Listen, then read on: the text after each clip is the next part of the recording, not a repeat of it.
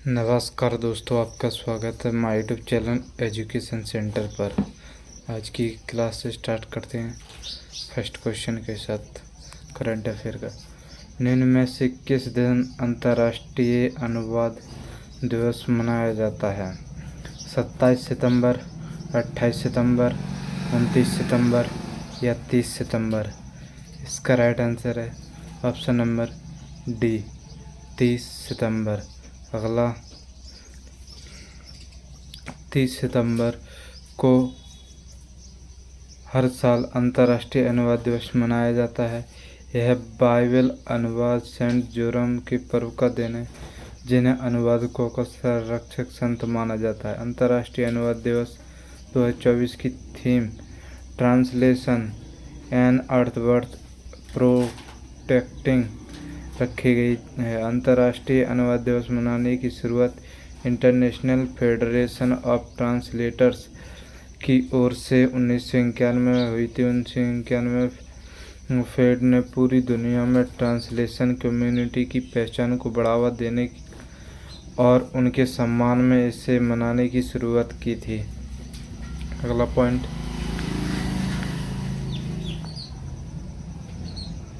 24 मई 2017 को संयुक्त राष्ट्र महासभा ने राष्ट्रों को जोड़ने में पेशेवर अनुवाद की भूमिका को मान्यता देते हुए 30 सितंबर को अंतर्राष्ट्रीय अनुवाद दिवस घोषित करते हुए प्रस्ताव 71/288 पारित किया।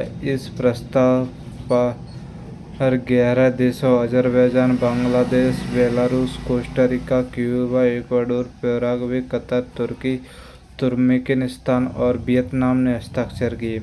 इंटरनेशनल ट्रांसलेशन डे का आयोजन अनुवाद और भाषा से संबंधित पेशेवर संगठनों द्वारा किया जाता है, जैसे कि इंटरनेशनल फेडरेशन ऑफ ट्रांसलेटर्स, जो 1991 से इस दिन को मनाने के लिए अभियान चला रहा था। अंततः संयुक्त राष्ट्र ने इसे 2017 में स्वीकार किया। अगला 28 सितंबर 2024 को शहीद-ए-आजम नाम से मशहूर भगत सिंह की कौन सी जयंती मनाई गई? 114वीं, 115वीं, 116वीं या 117वीं? इसका राइट आंसर है ऑप्शन नंबर डी, 117वीं। अगला 28 सितंबर 2024 शहीद-ए-आजम भगत सिंह की 117वीं जयंती मनाई गई। भारत के महान क्रांतिकारी भगत सिंह जी की जयंती हर साल 28 सितंबर को मनाई जाती है। 2024 में उनकी 117वीं जयंती मनाई गई। उन्हें उनकी शहादत के कारण शहीद-ए-आजम नाम से भी जाना जाता है। भगत सिंह का जन्म 28 सितंबर 1907 को लायलपुर जिले के बांगा में हुआ था, जो पाकिस्तान में है। वे करतार सिंह सराभा और लाला लाजपत से अत्यधिक प्रभावित थे, उन्हें अपना आदर्श मानते थे। अगला, भगत सिंह ने भारत की स्वतंत्रता के लिए साहस के साथ शक्तिशाली ब्रिटिश सरकार का मुकाबला किया। उन्होंने पहले लाहौर में बनी सैंडर्स की हत्या और उनके बाद दिल्ली की केंद्रीय संसद सेंट्रल असेंबली में बम विस्फोटक करके ब्रिटिश साम्राज्य के विरुद्ध खुले विद्रोह को बुलंदी प्रदान की। उन्होंने असेंबली में बम फेंककर भी भगाने से मना कर दिया, जिसके फलस्वरूप अंग्रेज सरकार ने इन्हें 23 मार्च 1931 को उनके 2 अन्य साथियों राजगुरु सुखदेव के साथ फांसी पर लटका दिया गया था। अगला, वर्ष 1922 में चौरी चौरा हत्याकांड के बाद गांधी जी द्वारा किसानों का साथ नहीं दिए जाने के बाद भगत सिंह ने निष्कर्ष निकाला कि सशस्त्र क्रांति ही स्वतंत्रता दिलाने का एकमात्र रास्ता है। उसके बाद वे चंद्रशेखर आज़ाद के नेतृत्व में गठित हुई गदर दल के हिस्सा बन गए।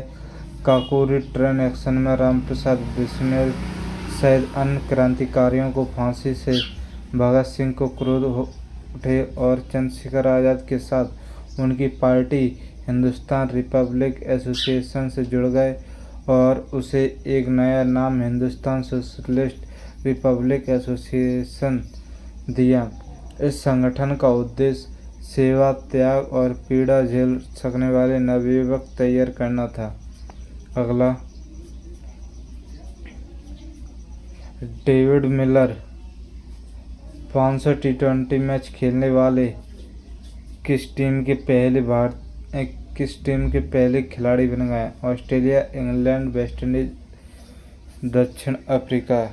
इसका राइट आंसर है ऑप्शन नंबर डी, दक्षिण अफ्रीका। अगला,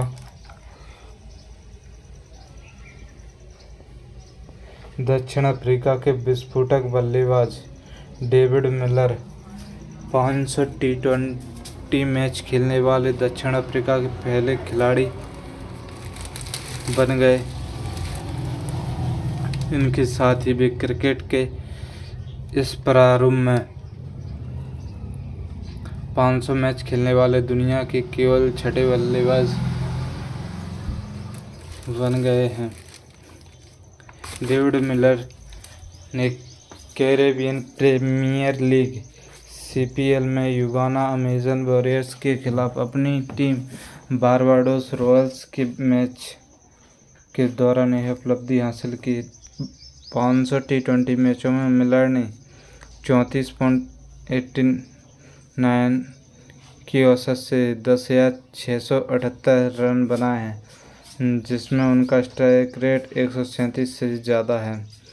अगला, उन्होंने 455 पारियों में 4 शतक और 48 अर्धशतक बनाए, जिनमें उनका सर्वश्रेष्ठ स्कोर 120 नॉट आउट रहा है।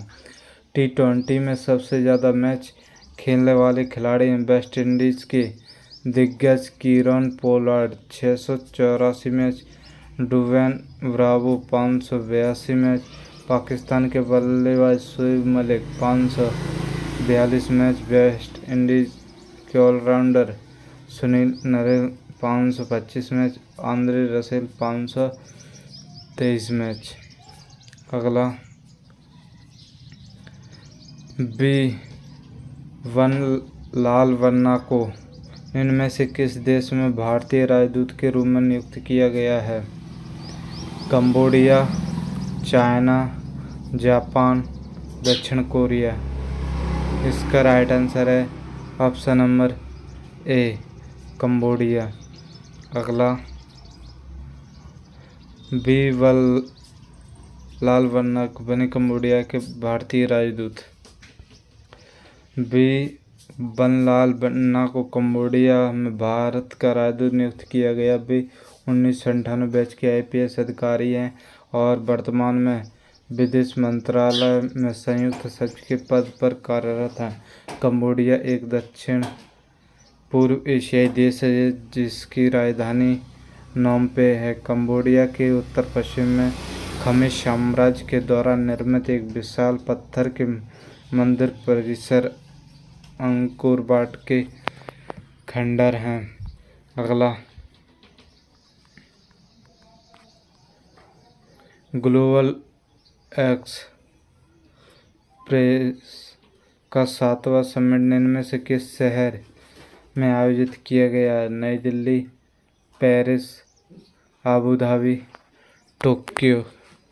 इसका right answer option number C, Abu Dhabi.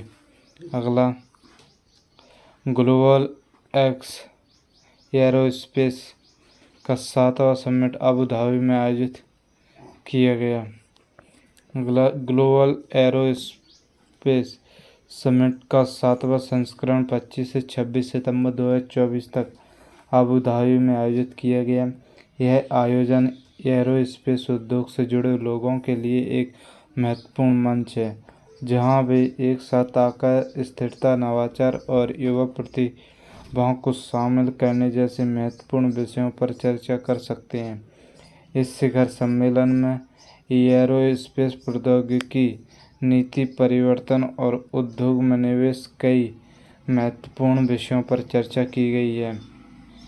इस सम्मेलन की चर्चा में कृत्रिम बुद्धिमत्ता, इलेक्ट्रिक प्रणोदन और हाइड्रोजन संचालित विमान जैसी उभरती हुई प्रौद्योगिकियों पर विशेष ध्यान दिया गया, जिन्हें विमानन और अंतरिक्ष यात्रा के भविष्य के लिए महत्वपूर्ण माना जाता है। अगला, एरोस्पेस औद्योगिक क्षेत्र तेजी से बढ़ रहा है और इसके 2035 तक अंतरिक्ष अर्थव्यवस्था $1.8 ट्रिलियन तक पहुंच जाएगी। यह वृद्धि प्रतिशत 9% की अनुमानित दर से हो रही है।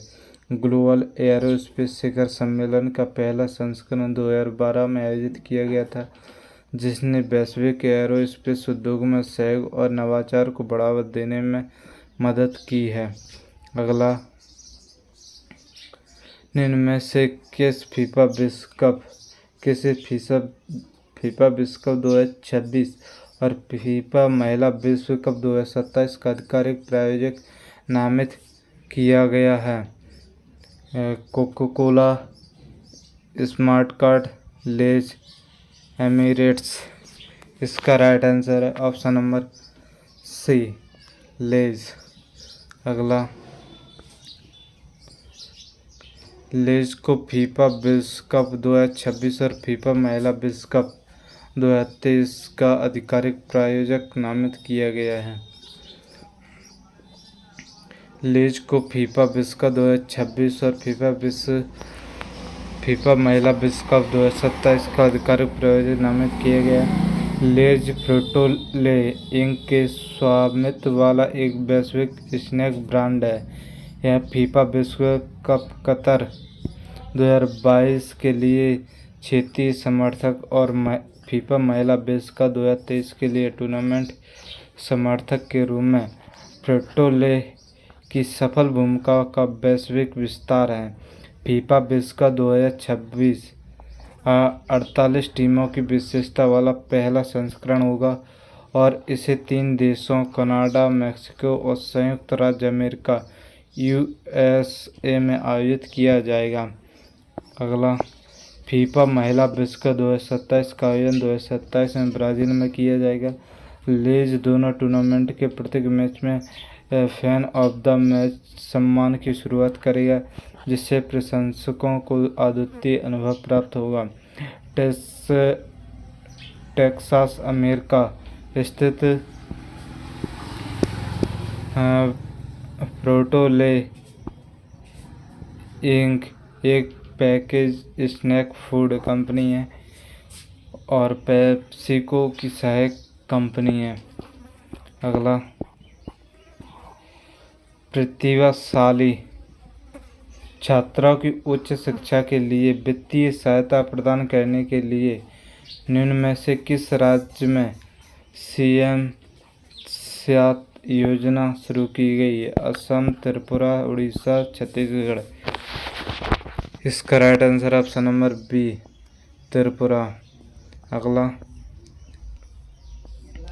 त्रिपुरा के मुख्यमंत्री डॉक्टर मानिक शाह ने राज्य के मेधावी छात्रों को उनकी उच्च शिक्षा के लिए वित्तीय सहायता प्रदान करने के लिए CM SYAT योजना शुरू की है। CM SYAT योजना 200 छात्रों को 60,000 रुपये, 5,000 रुपये मासिक की वित्तीय सहायता प्रदान करने के लिए डिज़ाइन किया गया है। इस योजना के तहत 100 छात्र माध्यमिक स्तर पर और 100 छात्र उच्चतर माध्यमिक स्तर पर क्रमशः 2 और 3 वर्षों के लिए योग्यता के आधार पर चुने जाएंगे।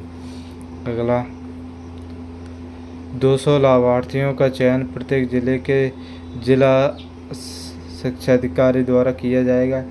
CM SYAT योजना यह सुनिश्चित करने के लिए शुरू की गई है कि धन की कमी के कारण किसी भी छात्र की शिक्षा बाधित ना हो।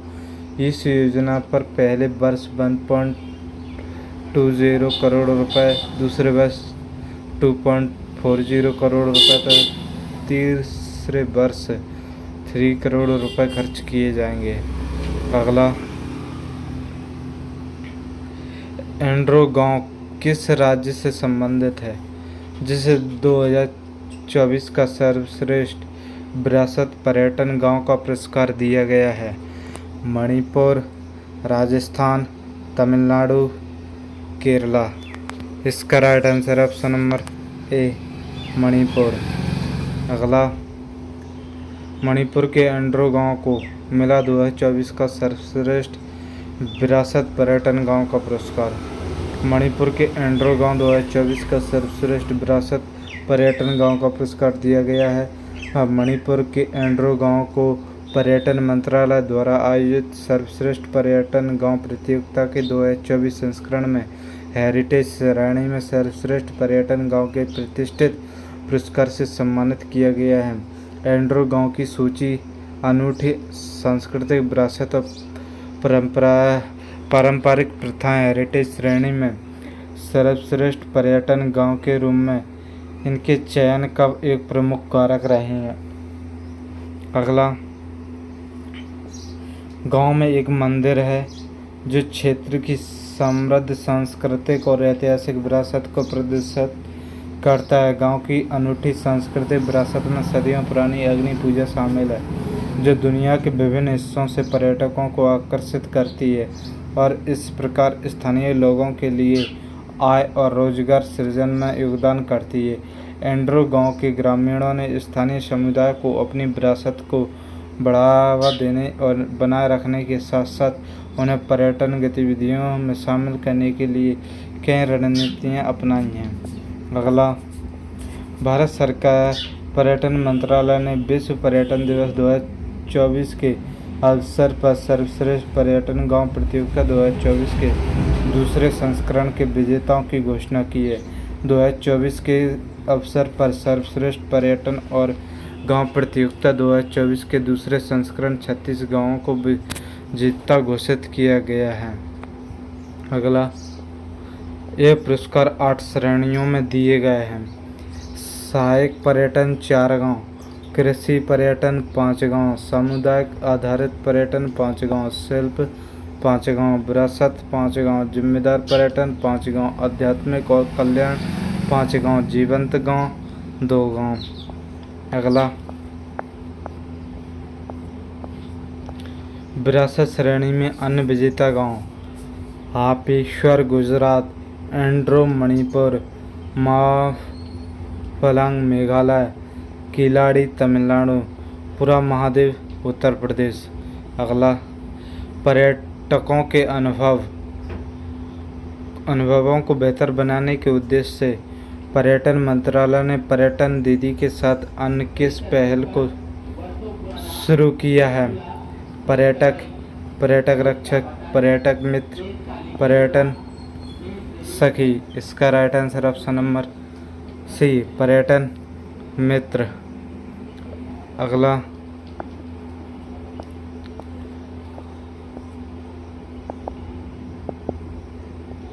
गंतव्य पर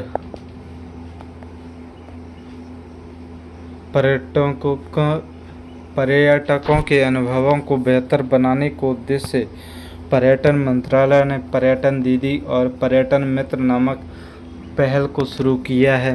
ये पहल विश्व पर्यटन दिवस के अवसर पर शुरू की गई और इनका प्राथमिक उद्देश्य गंतव्य में पर्यटकों के लिए समग्र अनुभव को बेहतर बनाना है। उन्हें पर्यटक अनुकूल लोगों से मिलवाना है जो उनके गंतव्य के लिए गर्वित राजदूत और कहानीकार हैं। मंत्रालय ने कहा कि इस पहल के तहत महिलाओं और युवाओं के प्रशिक्षण पर विशेष जोर दिया जा रहा है ताकि वे गंतव्य की क्षमता के आधार पर heritage walk, food tour, craft tour, nature track, home stay अनुभव और अन्य अनुभव पर्यटन उत्पादों जैसे नए पर्यटन उत्पाद और अनुभव विकसित कर सकें।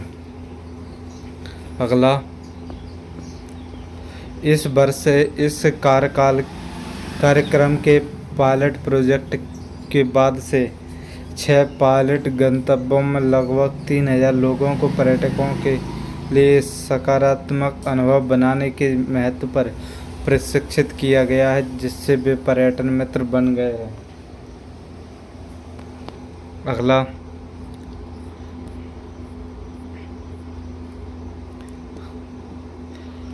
अलीम डार किस देश के दिग्गज अंपायर हैं जिन्होंने अंतर्राष्ट्रीय अंपायरिंग से संन्यास की घोषणा कर दी है?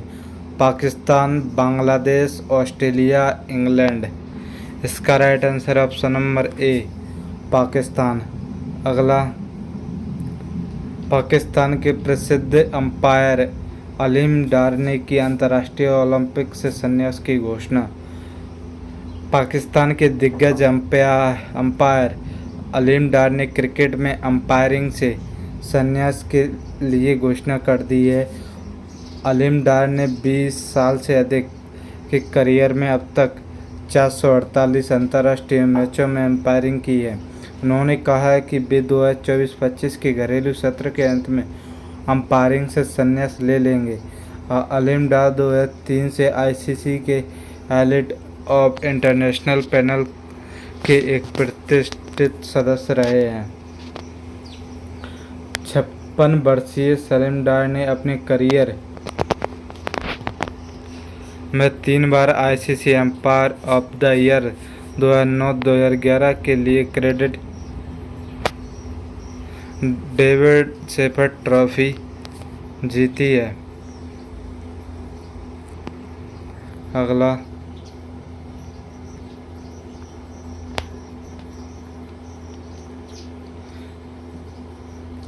निम्न में से कौन अग्निवीरों को आरक्षण देने वाली पहली प्राइवेट कंपनी बन गई है? ICC bank, Infosys, Tata consultancy service, BrahMos. इसका राइट आंसर है ऑप्शन नंबर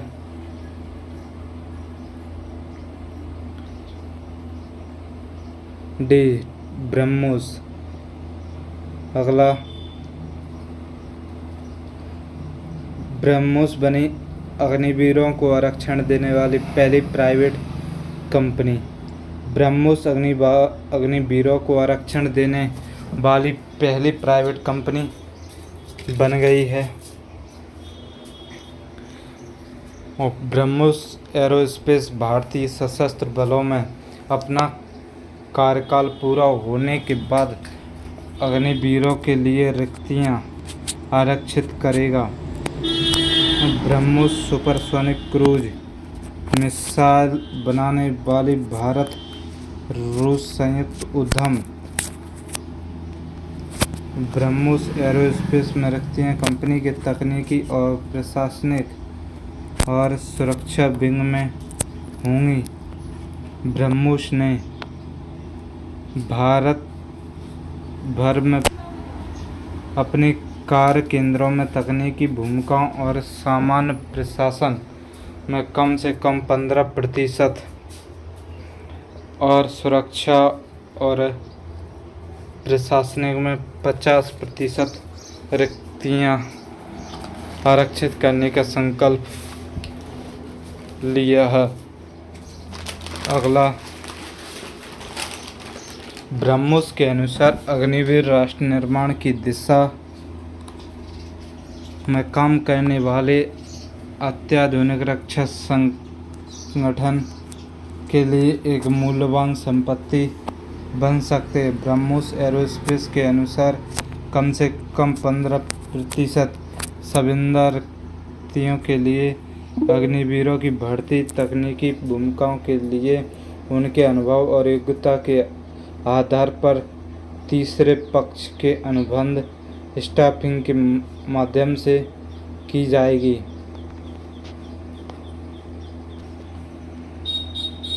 अगला, मदर मेरी कम्स टू मी नामक संस्मरण के लेखक कौन हैं जिन्हें सितंबर 2025 में लॉन्च किया जाएगा? चेतन भगत, अरुंधति रॉय, गीता कौशिक, दिवाकर जैन। इसका right answer option number B, Arundhati Roy. अगला, Mother Mary Comes to Me नामक संस्करण के लेखक अरुंधति रॉय। बुकर पुरस्कार विजेता अरुंधति रॉय की बहुप्रतीक्षित संस्मरण मदर मेरी कम्स टू मी को सितंबर 2025 में रिलीज किया जाएगा। यह संस्मरण रॉय के जीवन और उनकी मां के साथ उनके गहरे जटिल संबंधों को दर्शाता है, जिन्हें वह मेरा आसरा और मेरा तूफान कहती हैं। 2022 में अपनी मां के निधन के बाद लिखी गई इस पुस्तक में अरुंधति रॉय ने कहा है कि उन्होंने अपनी भावनाओं में व्यक्त करने के लिए लिखना शुरू किया। उन्होंने बताया, मैं 18 साल की उम्र उनसे दूर भाग गई, इसलिए ना ही कि मैं उनसे प्यार करती थी, बल्कि इसलिए कि मैं उनसे प्यार करना जारी रख सकूं। अगला, इस संस्मरण में एक गहरी व्यक्तिगत कथा के साथ साथ प्रेम, स्वतंत्रता और अनुग्रह के विषयों को भी दर्शाया गया है। यह संस्मरण अमेरिका, कनाडा, भारत और ब्रिटेन सहित कई देशों में एक साथ प्रकाशित किया जाएगा। अरुंधति रॉय को The God of Small Things of और The Ministry of Utmost Happiness के लिए जाना जाता है। तो बड़ी अगला,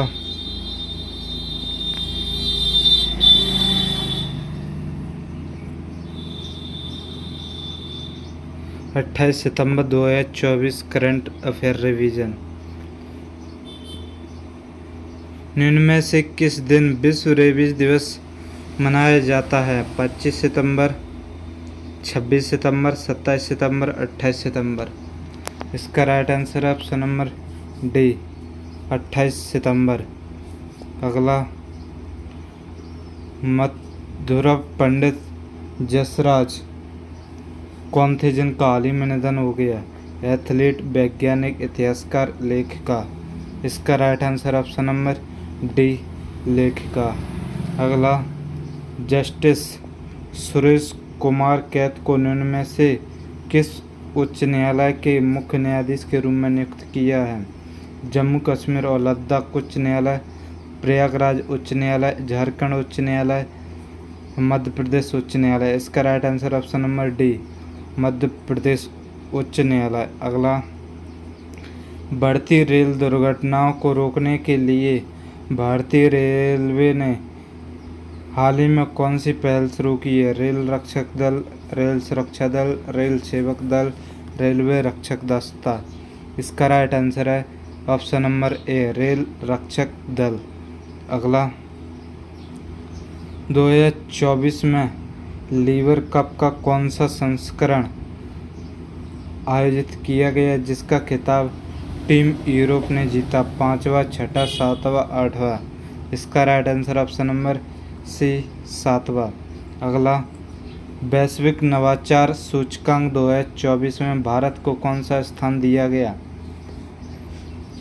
37वां, 38वां, 39वां या 40वां? इसका राइट आंसर है ऑप्शन नंबर सी, 39वां। अगला, निम्न में से किसे हाल ही में वायुसेना के उप प्रमुख के रूप में नियुक्त किया गया है? अमरप्रीत सिंह, एसपी धारकर, संदीप सिंह, आशुतोष दीक्षित। इसका right answer option number B, SP Dharkar. अगला, निम्न में से किस राज्य ने हाल ही में मनकेडिया समुदाय को विशेष जनजातीय समूह का दर्जा दिया है? उड़ीसा, राजस्थान, तमिलनाडु, केरल। इसका राइट आंसर ऑप्शन नंबर ए, उड़ीसा। अगला, 27 सितंबर 2024 को निम्न में से किस देश का 204वां स्वतंत्रता दिवस मनाया गया? Spain, America, Mexico, Australia. इसका right answer option number C, Mexico. अगला, वेस्ट इंडीज़ के दिग्गज खिलाड़ी डॉन ब्रावो को निम्न में से किस टीम का मेंटर नियुक्त किया गया है? Kolkata Knight Riders, Punjab Kings, Lucknow Super Giant, Delhi Capitals. इसका right answer option number A, Kolkata Knight Riders. अगला, इंद्र सेना रेड्डी नल्लू को हाल ही में किस देश किस राज्य का राज्यपाल नियुक्त किया गया? उड़ीसा, असम, झारखंड, मिजोरम। इसका right answer option number D, Mizoram. अगला, प्रधानमंत्री नरेंद्र मोदी द्वारा हाल ही में कितने परम रुद्र सुपर कंप्यूटर लॉन्च किए गए? 3, 2, 4, 5। इसका right answer option number B, 3। अगला, शिगोरी शिवा को निम्न में से किस देश के अगले प्रधानमंत्री के रूप में नियुक्त किया जाएगा? थाईलैंड, फिलीपींस, ताइवान या जापान। इसका right answer option number D, Japan. अगला,